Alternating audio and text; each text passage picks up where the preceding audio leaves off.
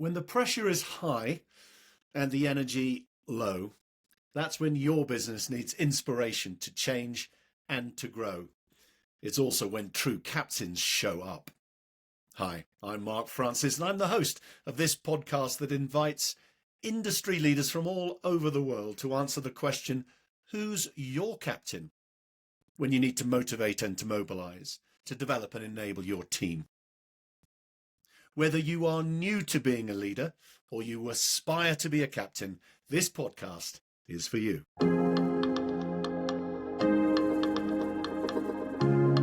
Welcome everybody to Who's Your Captain? I'm delighted this morning to be welcoming James Brodie from Flux and from Onyx. James, good morning, welcome.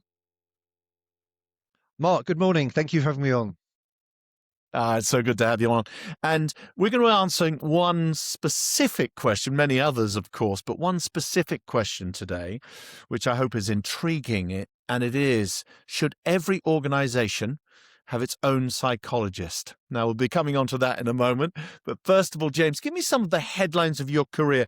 As I understand it, 25 years in trading and, of course, real specialism in education and learning. But give us some of the headlines of your career.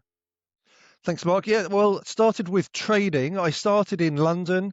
I lucky enough to spend 17 years abroad, a year and a half in New York, year and a half in Tokyo, 14 years in Singapore.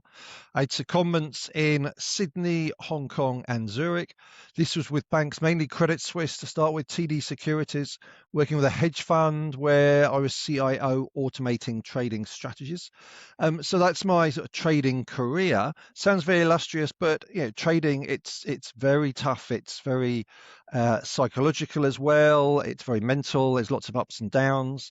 And then I've spent just over 10 years in education, so training at the banks and trading companies, originally front office traders, particularly like at Citibank, JP Morgan, but now over 50 institutions I've traveled to 21 countries. And now actually I'm at Onyx Capital Group. I've been here just over 2 years to run the L&D, the training of the new traders coming in, but we've expanded that. So instead of being a cost center training just our new traders, now we've expanded it and we do a lot of training with clients. So I have a training room here in London, one in Singapore, and I'm training, I should say, regularly all around the world. God, it's so exciting. There's so many questions.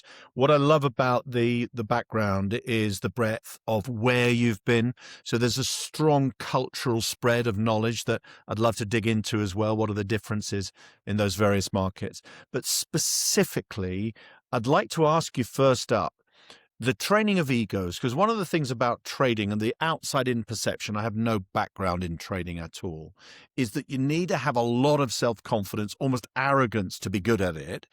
You'd have to challenge that if that's not broadly right. You're building up the confidence so people can be bold in their discussions, but then that means you get pretty big egos. So what's the challenge of training and developing egos, James? It's interesting you say that. I first started at Credit Suisse in London, and there was some pretty big egos, actually. That was very striking. I moved to TD Securities, where it was a completely different atmosphere, much more of a team environment. But we're talking sort of 25, 30 years ago now. What's very interesting now is the juniors we have coming in are much more humble, much more quieter. And if anything, we have to do the opposite. We have to draw more personality out of them. But egos, and you mentioned psychology already. Trading is hugely about psychology. Of course, there's mathematics, there's economics, there's technical perspective, there's more and more coding now, but a huge amount of psychology and controlling your emotions. If you come in, imagine you come in, you've had a good weekend Monday morning, and suddenly by midday you're up $1 million or you're down $1 million, you'll be making decisions completely differently from the way you walked in the morning. And also, as your career progresses, one thing I found is as you make more money, then you become more confident and less focused maybe on risk management, overconfidence. So psychology, behavioral biases, that's hugely important. And actually we have a psychologist here, our head of performance, Chris Gooder. He joined from Formula One actually. He's spent 8 years in Formula One working with drivers, and he's gone back actually. So he works alongside me with training here, but also he works back in Formula One working with drivers. And he talks about the similarity is mental performance under pressure, decision making under pressure. Formula One, an office environment, trading, looking at computer screens may seem very different, but actually there's a huge amount of similarities. And this is about making a decision in the moment, which is a big one, isn't it? It's like the pressure's on, got to decide, got to go, if you're driving a car especially. And it's split-second stuff. So help us understand a little bit about that psychology. How can you help someone who might not naturally be a fast, bold decision maker have the confidence to start to be one? What's the psychology behind that? I should say on that as well, you can split up trading into different areas. So here, Onyx, we're the biggest energy trading company in the world, energy derivative trading company in the world. And we started originally with market making. So we have traders who are just showing prices all day long to the market. Yep. And they're the ones that have to make instant decisions. Suddenly, if a client starts hitting them in large size in an illiquid market, then they've suddenly got to decide, what do I do with it? Other sort of trading, we have proprietary trading where you're much more taking longer term views and trading maybe 2 or 3 times a day or even a few times a week. We also have quant trading where basically you're coding the algorithm and the algorithm automatically executes the trades. But our core business is around market making. And we have people come out of university, and again, the traders, after a couple of years experience, they say it's like playing a video game. It's that much intensity, but you're doing it for 12 hours a day, 5 days a week. And so it's a huge step up in concentration, but then there's the emotions you have to deal with. The market suddenly, we just had the last week, we had the most volatility we've ever seen in the precious metals markets. We don't trade those as a market maker, but of course, energy market was been moving aggressively with what's been going on in the Middle East and concerns there about Trump and Iran. How do you manage your positions? How do you manage client requests? And there's a huge amount of work to do around that. And it takes a lot of time to take someone in who we perceive as a very good candidate to build them up to their resilience is a key word. And that's something I think we're finding harder and harder to find in candidates. It's all very well having candidates with 4 A stars and at first from a top university, but it's how do you act when you're under pressure, when the market's going the opposite way you think it should be going. It's very well to learn from a book, right answer, and you say get those top grades all through university, but what happens when you've got a position that's going against you, the market's going the opposite direction you think it should be doing? How do you behave in that environment? This is amazing. We're going to come back to this point about the psychologist. I started this by saying, should every organization have one? And we're not going to be able to answer that until we find out a little bit more about what Chris does with you for the business. But just give us a bit of context now. How many people work for the Flux and the people that you're responsible for? How many people in total would that be? Well, the whole Onyx is about 160 people. We've had 4 offices now: London, Singapore. Last year we opened up a trading office in Dubai, and literally in the last month we've opened a trading office in New York. Within Flux, we've set out as a different now. So the companies with Flux under Onyx, which is around the data we use, the TV programs we have, and the news and the podcasts, and also the L&D, which is my area, Flux Institute.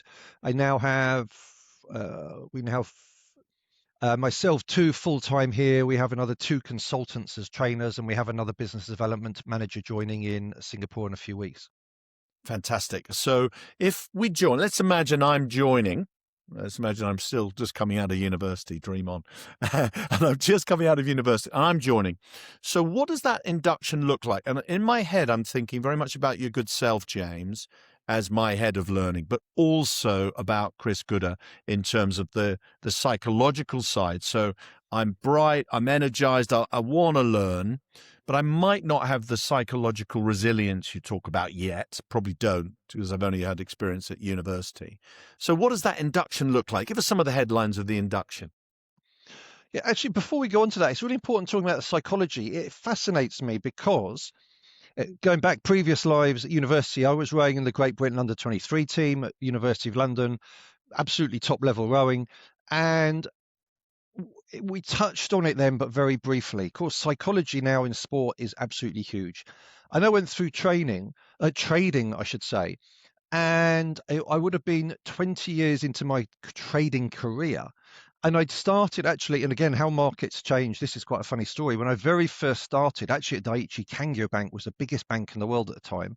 I'd been Wow. there half an hour, and the head of the dealing room came and he bowed and he gave me a piece of paper and he said, "James, son," that's polite Japanese. He said, "Here are your derivative trading limits."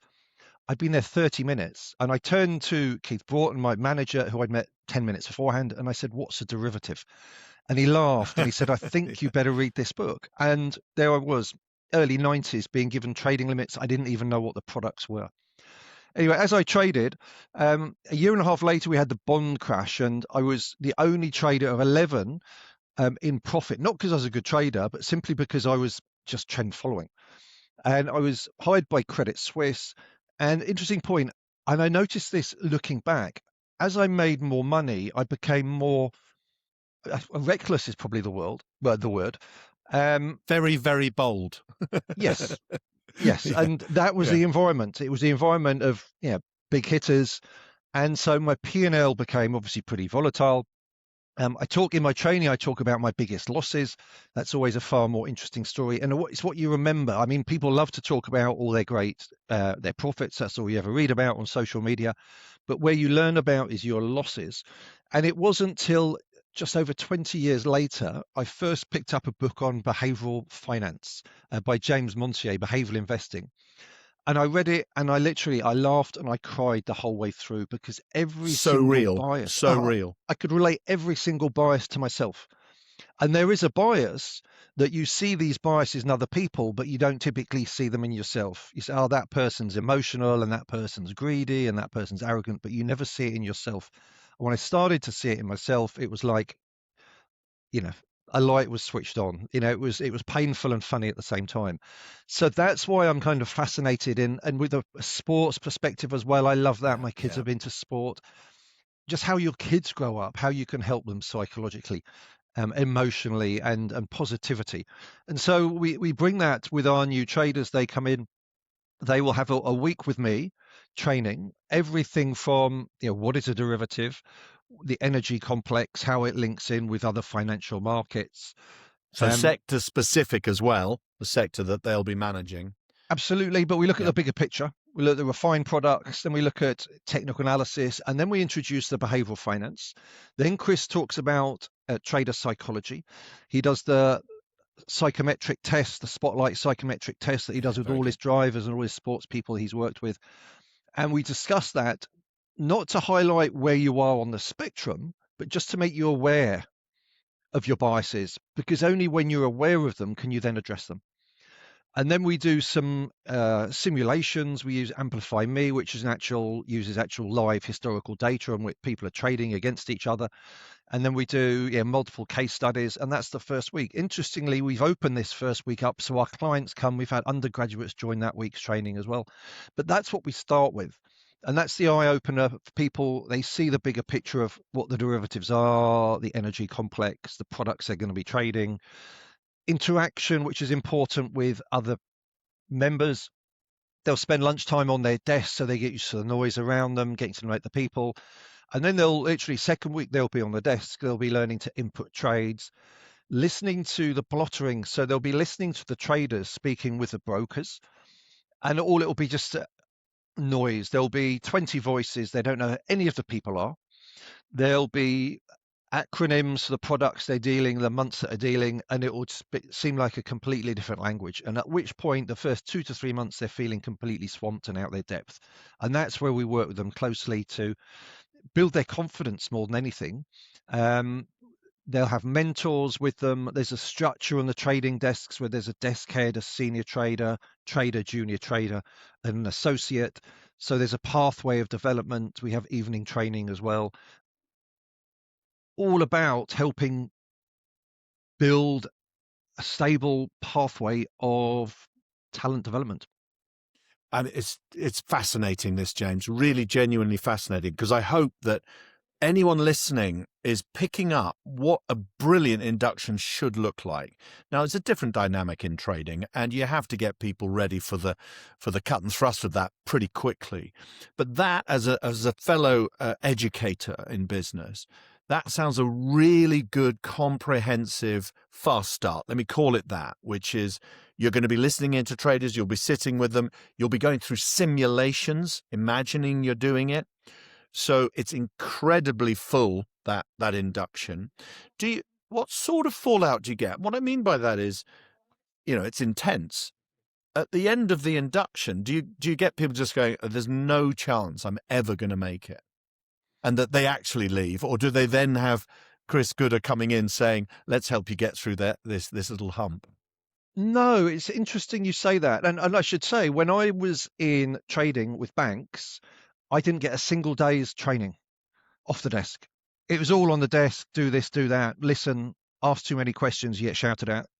Don't ask enough questions, you get something wrong, you get shouted at. That's how it used to be.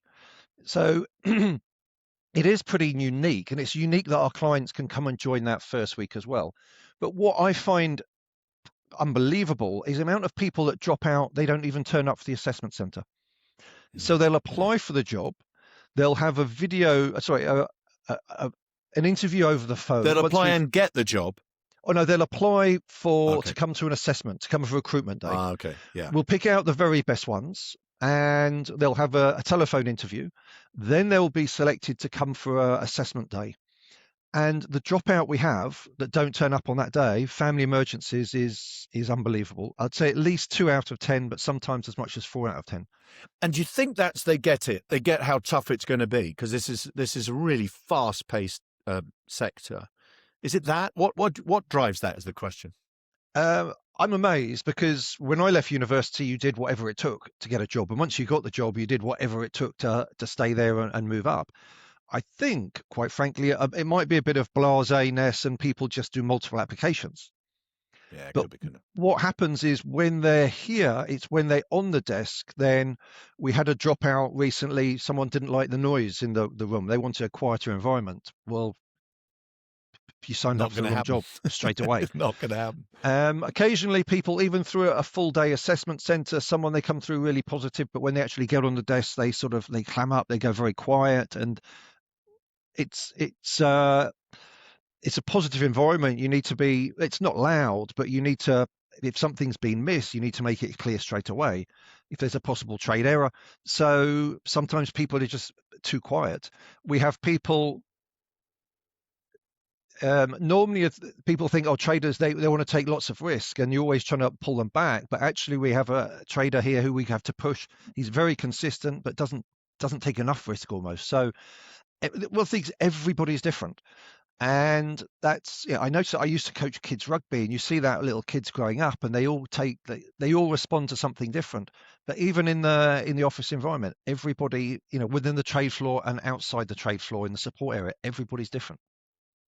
And so this point about the psychology. So let's talk about Chris Gooder for a moment. So during the induction, Chris is involved with you in that induction. And how do you then go forward? So you've done the induction, and then what's the ongoing learning looking like? And indeed with Chris as well. Well, Chris is there for support the traders as going forward, as and when they need it, they can approach him. It's an off the desk conversation, so it's not with a senior member of the team, so it's very private. I also occasionally have the traders come to me to discuss things. The ongoing training, well, they'll start with firstly inputting the trades, going through the basic administrative processes, taking that over from the junior trader, inputting the trades into the blotter. They have to be input immediately so the trader knows how their position's looking all the time. Then we have evening training as well. They're coming up with trade ideas. They're starting to backtest data. They're constantly being assessed on understanding how the market's developing. And as time goes on, they start to be given risk, so they can start to put on small positions. We do it in teams to start with, so that they have a team risk they can take, just a competition between the juniors. Yeah, then they can start to take some individual risk. And then when people are off, they get to move up the desk and get given a go at running books, for instance, take more senior roles. So it's constantly, they're being helped along the way, but they're being given more risk and being put out their comfort zone, but there's always someone there alongside. There's two angles that I hope people are getting value in this podcast, actually. One is around how do you develop someone from relatively raw talent, new, fresh out of college, for example, into someone who's very effective in their role, irrespective of the industry they're in. And the other side of this for me, and this is where it's so fascinating, is how do you help them be the best version of themselves, irrespective of what they're doing? And that's where the psychology comes in. How do you measure it?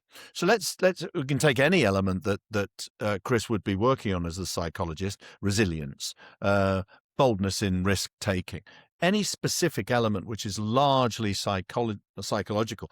How do you measure that? How do you measure the growth in resilience, as an example? We have monthly feedback, basically feedback meetings, feedback forums, and there's constantly a scale of what you should be aiming for, how you're performing. But a big point of the whole trading is resilience. I'll come back to this word again. It's not only long hours and high intensity concentration, but there's also how do you get through the downs and of course the ups. How do you keep yourself on a level footing when it's going incredibly well? So resilience is a big thing, and again, it's hard to find that in people. And what we look for, we look for many things, but quite often it shows up in whether people had to work to fund their way through university as well. You quite often see it in sport. What happens if you're losing a match at half time? You have to decide, well, we're doing something wrong. What do we change here? Whereas, I don't necessarily, you don't get that perspective if you're just passing exams with straight A's all the time. So true. So true. And I do a lot of work in sports psychology. Actually, like you, I was an athlete myself, played a lot of rugby, coached a lot of rugby. And I wrote a book called The Captaincy. And there's a big chunk of it, which is the psychology of sport and then taking it into leadership. And one area I'm going to explore with you, where I talk about this 4 main elements of sporting intelligence. And one of them is thin slicing. Thin slicing. And the concept is you've got lots of information and you're on the trading floor, and there's not only lots of information, there's also lots of noise and distraction, but you have the ability to just select the thing that really matters and focus on that. You thin slice. So let me give you a specific sporting example. Alcaraz has just won the Australian Tennis Open, and he's become the youngest tennis player ever to win the career Grand Slam of all the 4 major Grand Slams. He's the youngest ever to win all 4, which is remarkable. And I saw an interview with him, and this is one of the elements of thin slice that he does. And they said to him, why do you think you're so dominant at the moment? Why do you win so many games and things like that? And he said, every time I hit a forehand in a rally, I hit it harder than the last time. That's the thin slice, right? Now, I used to play tennis at a decent level. And the way I used to play, and I think most people do, is that you hit forehands at a consistent pace, and then you go for the accelerated winner. You hit it harder down the line, but it's probably a change of pace of hit. And he actually says, no, I go hit hard, hit harder, hit harder, hit harder, win the point or lose the point. That's the thin slice of Carlos Alcaraz, that he knows his forehand's dominant, but it also needs to be aggressively dominant. That's the thin slice. That's it. And he says, I go into a match thinking just that. And that's pretty cool. So that's the thin slice. So that's highly recommended if you're trying to lead anything, if you're trying to communicate, is focus on the thing that matters and deliver it. So how do you train that, though? How would you train, and this could be Chris's role as well, where someone is overthinking, because that's the opposite, right? I'm overthinking, I'm a little bit distracted. How do you train that kind of intense focus that you need to be a brilliant trader? I guess it's practice on the ball, but also time to step away and see the bigger picture. Combination of the two. It's interesting you talk about sports analogies. My youngest son's currently in a rugby academy, and what they're doing there now is they're encouraging them to take risks and fail. Yeah, that's Because then really you good. try it, if you try it in practice, then you won't be trying it for the first time in a game. And they're actively encouraged. And if it goes wrong and they fail, but it was the right thing to do, then they get lots of encouragement and positive reinforcement, positive feedback. Old days, you just have someone on the sideline shouting at you. Um, and again, a lot of it's around positivity as well. Again, and I think that's a massive one in sport, and you can see that in the Huge. workplace as well. Creating a positive environment. And I've seen fairly within trading floors toxic environments where you have negativity, you have shouting created from many years ago, but you can see the toxic environment that creates the people around you, and the flip side, a positive environment, solid leaders is a completely different atmosphere to work in. So I'd love to get more information from you around this idea. I mentioned it earlier around how do you train or develop, manage egos? How do you create a team environment? It's the opposite of toxic, isn't it? That we're helping each other, we're supportive. In what it is in fact intensely personal, isn't it? It's individual. You're managing your own trades. You're kind of isolated and on your own. How do you create a team environment on a trading floor? Well, actually, I'm not so much part of that now, but what I see, there's generally lots of socializing outside the office because you want to create a network. One thing we do actually, which is we started only just over a year ago, is when we bring people in, we bring them in cohorts. It used to be person coming in individually. They'd start on a desk on their own. They'd be learning from day one on the desk under pressure. Now, of course, they have a week and a safe environment to understand the products. But if we bring in a cohort together, then what they do is they'll go out for dinner together, they'll have drinks together. If they can pop out at lunchtime, they do together. They can help each other out if they got problems. We have cohorts that have worked out how to put trades in faster, and they share that with each other. But they have someone to fall back on. They have a team around them, so that's become very important, actually. Yeah, and so what's great about this podcast is anyone who's interested in a career in trading is getting real insight from you about the dynamics of it and the points of interest. Talk to me about managers. So you have a broad role around learning and development for the business, but there'll be managers of the trading desk, won't there? So how do you develop managers in such an interesting environment?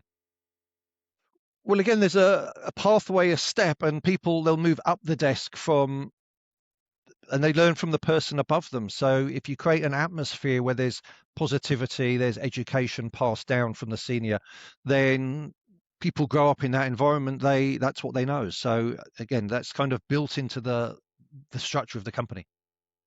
I've got one of the things I love to do when I'm interviewing someone for the podcast like yourself, James. I go onto ChatGPT and I ask the ChatGPT a simple question. What makes James Brodie so special? It's a really cool thing to do about anybody. This makes And me nervous. ChatGPT, yeah, well, here we go. These are the top three. There are many more than three.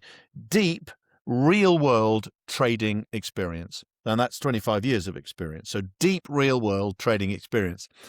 Second, financial markets expertise, a real expert. And the third is global training reach. It's pretty cool, isn't it? That is. Yeah, the feedback we have on our courses is fantastic. We use an independent feedback provider course check. It's come back at 4.9 out of 5, 5 out of 5, Wow. which I have had.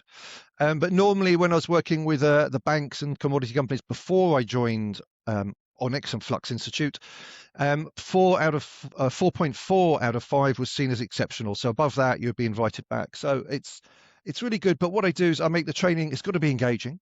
It's got to be fun. The simulators are great. People are trading under pressure. They're real world experiences. I talk about my losses actually far more than my profits. I don't remember the profits. You accept it.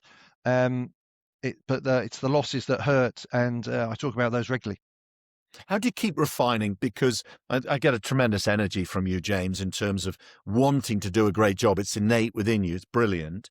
How do you keep refining your ability as an educator? And this is very much something I'm fascinated to hear, because I'm the same, right? I've been involved in learning and education for more than 25 years. And how do you keep yourself sharp and on the ball? How do you keep yourself current? You've got to keep educating yourself. So a good example, when we set up the fund, this was back in 2010, I learned to code. And I always wanted to code basically to back test my strategies that I had in my head. I learned originally on VBA. It was the easiest one to learn. I self-taught on that. Interestingly, some of the strategies I thought worked when I tested them on data didn't actually work. So that was a big eye opener to start with. I'd never really looked at volatility because I was trading over-the-counter products as opposed to exchange traded. That was huge. That became very clear. And of course, last week we had volatility was quite literally off the charts. The biggest volatility ever in precious metals. But then with the training I was doing, I then learned to code in Python so that I could then teach back testing of trading strategies. And I could then trade the quant strategies and take my training to another step forward, because that's how financial markets have developed. Now, bringing in simulators is really important. So it's all very well training these ideas, but then let people, and it's all very well looking at charts saying, well, this would have happened here, this would have happened here. Hindsight's a beautiful thing. But then actually testing it with back tests and then testing it under pressure. And what I'm constantly looking at now is how AI, how can we adopt that? So actually now I've been asked, I have many courses accredited by the Singapore Institute of Banking and Finance, and now they've asked for a course to be accredited. It's around AI, how we use AI in the workplace, and that's a fascinating one. Of it's all very well talking about what jobs may be lost, but it's actually I think it's like Excel. We can use it to improve what we're doing. So how can we use it to improve what we're doing rather than possibly giving us bad data and bad feedback? Tell me a bit more about AI, because any business should be embracing it in some way. How can you use AI to enhance the learning experience of your delegates? That's what I'm working on. But again, for instance, a great one for coding. So in a morning, I can test the basics of Python. I can teach, I should say, the basics of Python to someone who's never coded. I can teach them And the why would, basics. as a trader, why would I need to be a coder? What would the advantage to me be of being a coder and a trader? What's the connection? You could have a trading strategy, an idea, and you actually test it on data. Does it actually work? It might be, for instance, if I look at the average price, I'll keep it really simple. The average price for the last 8 days. When the average price starts to turn up, I buy. If it goes down, I close my position. Let's say I want to trade equities. It's always better to be long of equities rather than short. So individual stocks I like, well, if every time it moving average turns up, I buy. Every time it then turns lower, I close my position. I'm keeping that incredibly simple, but would that work? That's good, that's clear, yeah. So I could then go and test that on data to see actually, would it work, or would I just get, of course, when you have uptrends, you make money, but what happens when it just goes sideways? Would that bleed outweigh the profits when it's in a big trend? So Fascinating. And I presume I could use AI to help me code, couldn't I? Well, here's the beauty. So I can teach the basics of Python I do it in an hour and a half, and then how to download some data. But what you can then do is you can go to AI and you can say, here's the data, this is the file, and copy the first 20 lines of code. It's in this format using the closing price in the data EOD, might stand for EOD of end of day, but literally you write 3 sentences. Every time the end of day price or the 8-day moving average turns higher, I buy, investing $1 million. Every time the 8-day moving average turns lower, I close the position at the end of the day. Show me the code in Python. It shows the code, it shows you all the notes with the code. So actually it's an incredibly easy way to learn, not easy way, but a good way to learn, because it gives you perfect code and it gives you the notes of what it's doing. Anyway, you copy, you paste, you run it, and it's done. Yeah, that's cool. Thank you. So that's really as cool. quickly as I can write the strategy, I literally write using code, using data in this order, and I'll literally copy and paste the first 20 lines using this file, paste the file name, and then as long as it takes me to write the strategy, it could be a simple one, 2 minutes, a more detailed one, 6 or 7 minutes, 8 minutes, hit run, and within seconds it will show me the code within seconds, I copy, paste, and run. Of course, Yeah, I need to it's go and amazing. audit it there to say, is the code actually has it interpreted what I wanted it to interpret? Of course, the more complex your trading idea becomes, the more likely there could be an error. But yeah, it's incredible what you can do. Yeah, and it's great advice, isn't it? Is that you start it off, you give it enough information, and it completes the job for you. That's where AI can bring real value. But it's great if you initiate it as the expert. That's the point. Absolutely. The more And data you can give it, the more you can refine what you want, exactly the more right. precise it will be. And that's where the real risks come. If you ask for random one lines, then what you get, the data, the information that comes back can be less trustworthy. Yeah, spot on, spot on. I'm fascinated to ask about trading in particular and the perception of trading. One of the aspects that I think would appeal to the latest generation, we've got Generation Z or Z, is this idea of FIRE, fast impact, retire early. And my perception of trading is it enables you to do that because although it's intense, you can make a really good living and put money away. So is it still that? Is it still go hard, go fast, and then retire young? Is that still the way if you're a trader? It can be. And in many ways, look at the long-term jobs, the long-term careers are now harder to find. AI particularly brought that on. But I think there's a misconception that it's an easy way to make money very quickly. It is very hard. Last week's a classic example. Everyone was jumping on board the gold and the silver trades, and on Friday, people got destroyed on risk management or lack of risk management. Because And it's again, suddenly dropped in value. yeah, but that's Yeah. complacency, which is typically where retail traders what they get wrong. There's great statistics I talk about in my training, why traders lose money. And retail traders, research shows they typically have more winning trades than losing trades. So why they do lose money? Well, their average loss far outweighs their average profit. And that then comes down to your biases. If we have let's say I buy an asset at $100, if it goes up to 108, I get nervous because I'm anchored to 100 where I bought it at. Nobody cares where I bought it at. The market doesn't care. But I'm concerned, well, if it goes back down, so I'm anchored to that price, I may lose my profit. So we get more and more nervous, and we like the comfort of locking in the profit. The flip side is if I buy an asset at 100, it goes down to 92. Well, firstly, I'm overconfident in my view. So I think it's going to go up. I'm anchored to 100. So I think, well, it was trading there last week, recency bias. Hopefully it will go back. And secondly, thirdly, the main reason is we don't like accepting losses. So we hold it and we hope. And if it goes back to 100, what we typically do, and here's the important bit, when it's down, we're nervous. That's cortisol. It's butterflies. If you're nervous before an exam or a sporting event, that's cortisol. Of course, if you're bigger and bigger loss, you have more and more cortisol. If it suddenly goes back to flat, then the cortisol disappears. You close the position. You talk about the weight off our shoulders. That's actually cortisol leaving our body. And the worst things happen then, actually. You held the position when it was going down against you. You closed it when it was going up in your favor. And you've then also been rewarded for holding a losing position. So the next one you hold, well, it might get to 92 and the next stop might be 85 and it might be a Lehman's or a Bear Stearns.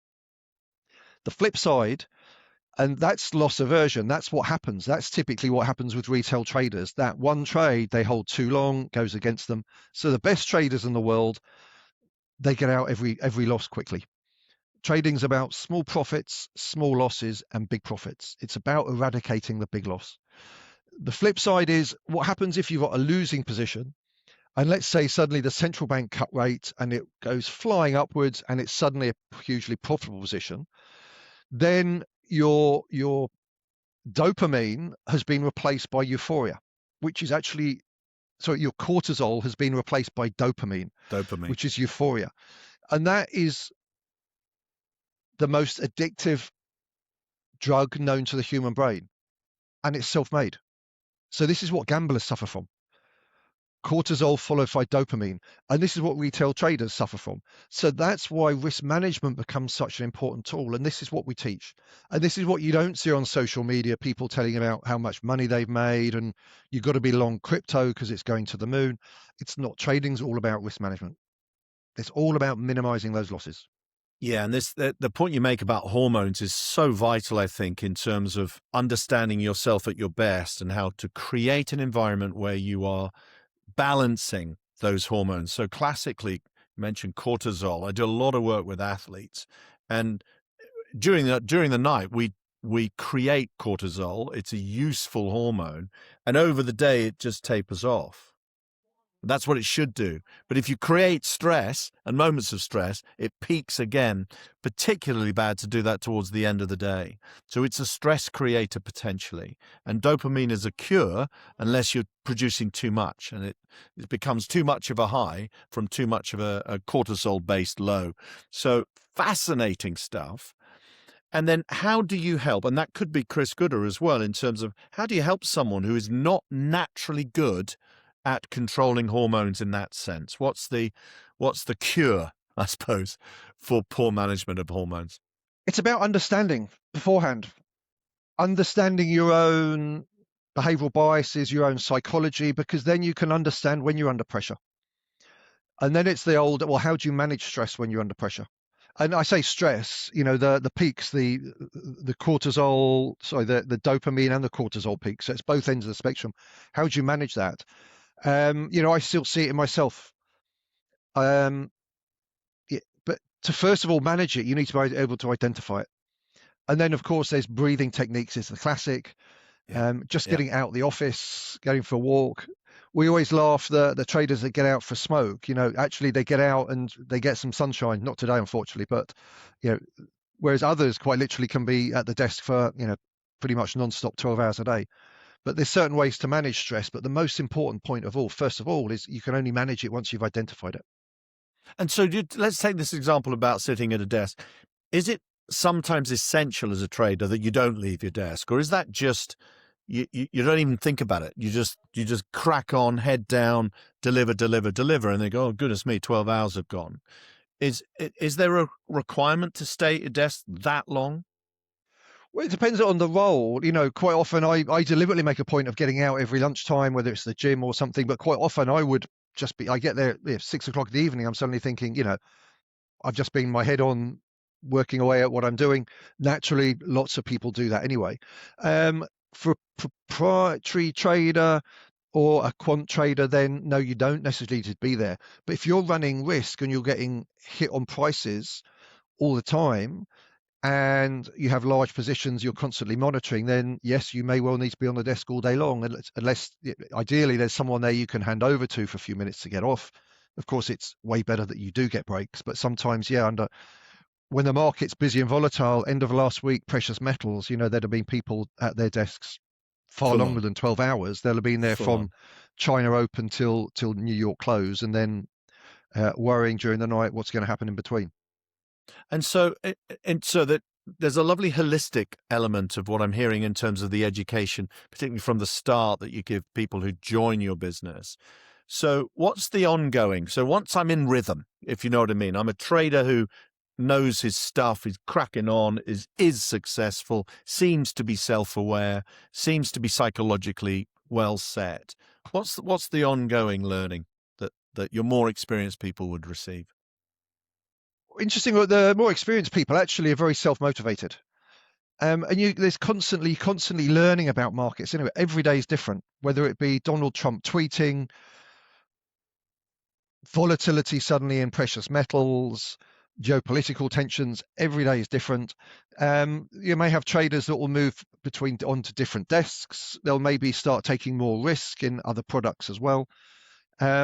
Constantly evolving, and that's, if you look at sports people as well, you look at business people, that's the success from what is about constantly evolving, constantly improving.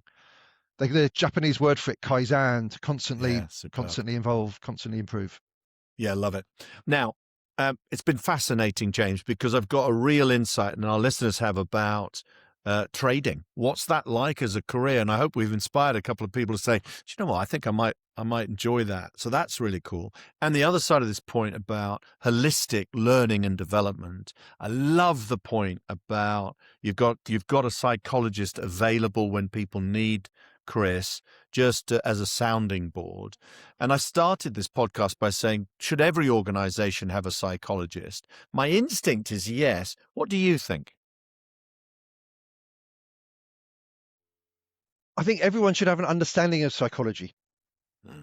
I think it should be taught in schools alongside finance and cooking and mental Very health. much self, isn't it? Self psychology, Absolutely. understand self. Absolutely. And strengths and weaknesses, etc., but also the mental side of anything. It's such a huge part. One of the I was talking to a group of students at Brunel yesterday, and I said psychologists say that about 90% of the thoughts we have of ourselves as human beings are negative by nature. So if you understand that, that's the point. If you understand that, then you can embrace it. You can emphasize the positive where appropriate and find ways to develop more dopamine and less cortisol. But you've got to start with awareness. So awareness of that, maybe if it's taught in schools, we don't have to have someone who's a specialist in an organization to support the psychology of the team. I just think the level of information distraction, our third arm in the world now is this. If you ever lose your iPhone, the level of stress for yourself or you see in others is off the scale because it's got everything on it. It's part of me now. And I think that increases psychological pressure on us as human beings. So having an outlet like Chris Gooder, I just think sounds amazing, actually. Sounds massively valuable. And maybe some organizations should think more about doing that themselves. Absolutely. And we do training around that as well. We have our L&D courses, we do external training as well around obviously the derivatives, but also around psychology of sales, psychology of negotiation skills, peak performance and psychology. Really important.